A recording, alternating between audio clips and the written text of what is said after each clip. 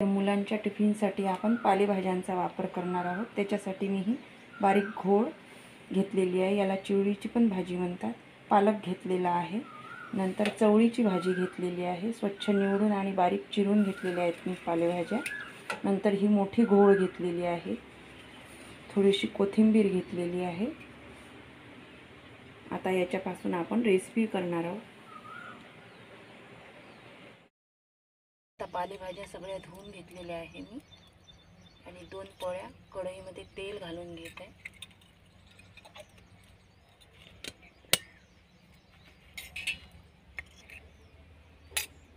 आणि एक कांदा किसून घेतलेला होता तो घालून घेते।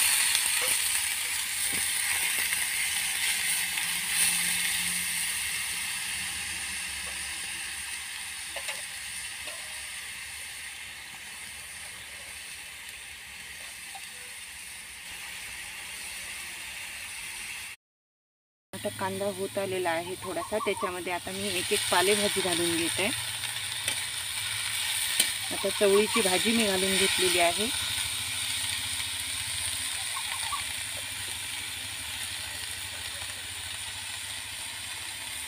पालक घालून घेत आहे।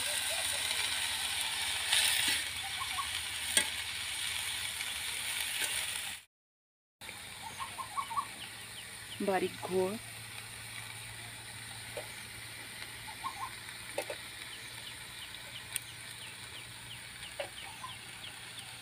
घोळ भाजी घालत आहे मोठ्या पानांची। आता या सगळ्या भाज्या मी परतवून घेते।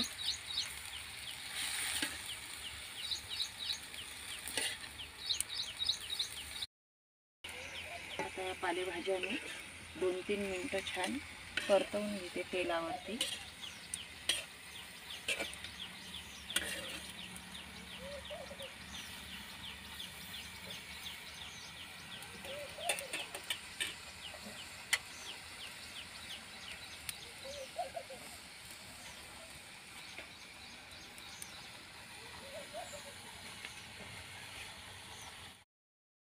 आता लाल तिखट मी घालून घेतलेला आहे, छोट्या चमच्याने 2 चमचे, आणि छोट्या चमच्याने 1 चमचा हळद घातलेली आहे, 1 चमचा मीठ घालत आहे आणि थोडीशी धणेपूड घातलेली आहे।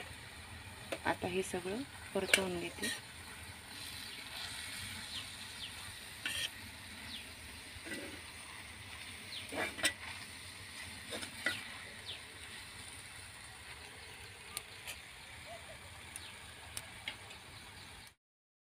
थोडेसे तीळ मी याच्यामध्ये घालून घेत आहे आणि आता भाजीला पाणी सुटलेलं आहे।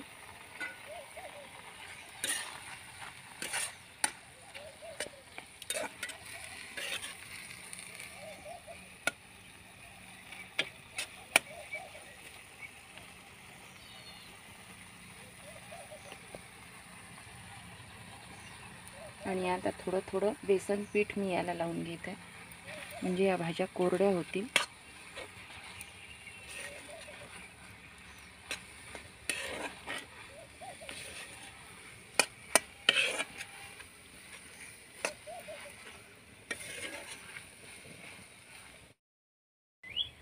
आता बेसन लावून झालेलं आहे। आता याला 1 मिनिटांपर्यंत वाफ येऊ देते मी, झाकून ठेवते म्हणजे बेसन छान शिजेल।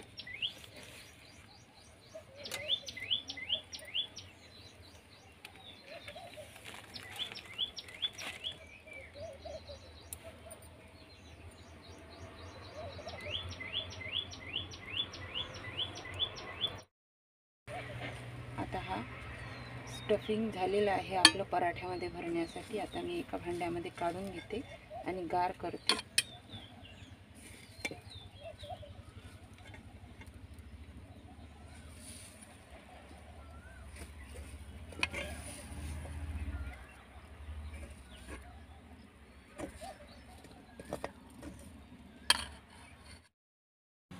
आता मी इथे नॉर्मल कणिक जी आपली असते त्याचा गोळा घेतलेला आहे आणि आता त्याची पारी करून घेते आणि त्याच्यामध्ये आपण जो पालेभाज्यांचा सगळा मिक्स झुणका केलेला होता तो भरायचा आहे आणि वरून कोथिंबीर मी घालून घेतलेली होती.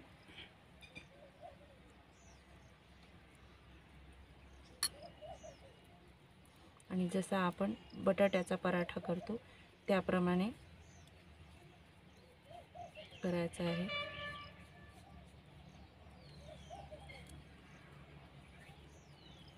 कणिक भिजवताना मी त्याच्यामध्ये तेल घातलेलं होतं. तेल आणि थोडंसं मीठ घालून मी कणिक 15 मिनिटं आधी भिजवून ठेवलेली होती.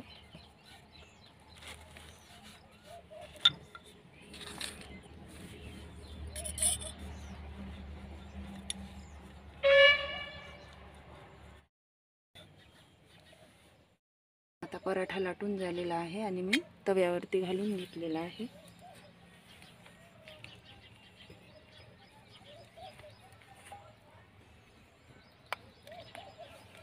आणि आजूबाजूनी थोडंसं लोणी मी इथे सोडत आहे. तेलावरती पण आपण हा पराठा करू शकतो. मी इथे लोणी घालत आहे.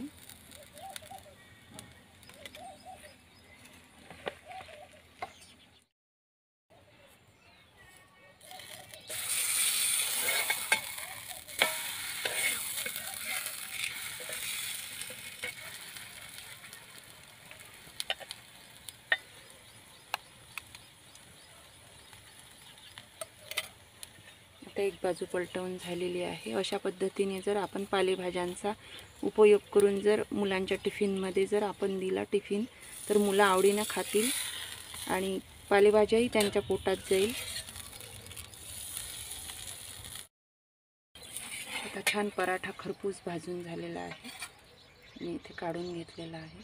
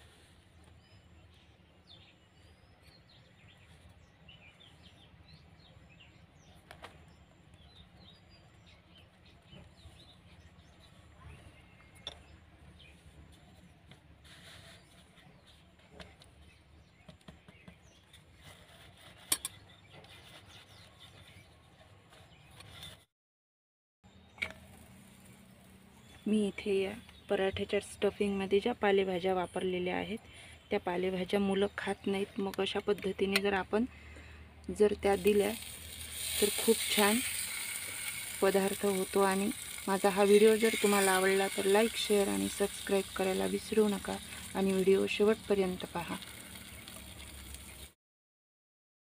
तर आपले छान मिक्स भाजींचा पराठा तयार झालेला आहे. अशा पद्धतीने जर पराठा करून आपण मुलांना दिला तर हा दिवसभर टिकतो आणि याच्यामध्ये काय आपण घातलेलं आहे हे मुलांना कळणारही नाही आणि पूर्ण डबा फिनिश होऊन येईल. हा आपण सॉससोबत किंवा कैरीच्या लोणच्यासोबत, लिंबाच्या लोणच्यासोबत कसाही खाऊन शकतो आणि इतर वेळेसही आपण नाश्त्याला करू शकतो.